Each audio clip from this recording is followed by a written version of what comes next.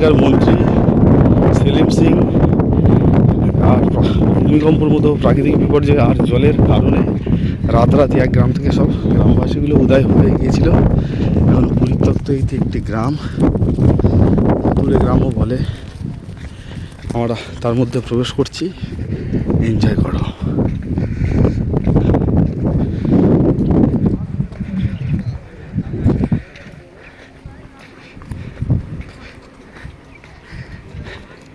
এটা আমার বদমাস মানা, এটা আমার বউ মানা।